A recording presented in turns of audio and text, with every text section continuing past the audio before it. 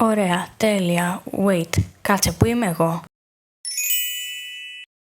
Γεια σας! Σε αυτό το βίντεο θα κάνω λίγο introduce στον εαυτό μου.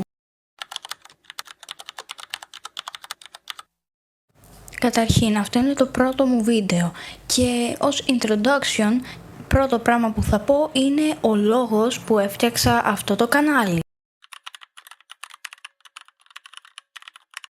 Λοιπόν, ο νούμερο ένα λόγος για τον οποίο φτιάχνω αυτό το YouTube κανάλι είναι γιατί είχα και παλιά, το οποίο μετά από κάποιο καιρό και κάποιο χρονικό διάστημα το παράτησα, αλλά αυτή τη φορά πιστεύω δεν θα το παρατήσω και θα το συνεχίσω για πάρα πολύ καιρό.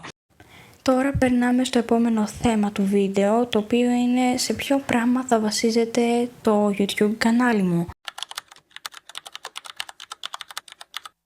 Λοιπόν, αυτό το κανάλι θα βασίζεται ειδικότερα πάνω στο gaming και γενικότερα μέσα στο Roblox όλο αυτό θα γίνεται.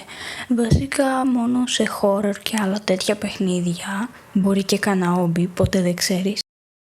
Λοιπόν, ένα ακόμα πράγμα που θα ήθελα να πω, όχι να ρωτήσω αλλά να πω, ήταν το ότι αυτό το outfit που βλέπετε εκεί πέρα δεν θα είναι αυτό που θα χρησιμοποιώ μέσα στο βίντεο και γενικότερα σε όλα τα άλλα βίντεο, αλλά θα είναι μόνο για όταν θέλω να πω κάτι κτλ.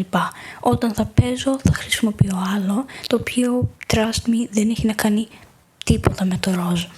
Αν έχετε κάποιο παιχνίδι που θέλετε να παίξω, το γράφετε κάτω στα σχόλια και σε κάθε τέλος του βίντεο θα βαθμολογώ τα παιχνίδια και γενικότερα πόσο πολύ μου άρεσαν, πόσο καλά γραφικά είχανε και τέτοια. Και κάπου εδώ τελείωσε το βίντεο, οπότε θα τα πούμε την επόμενη φορά.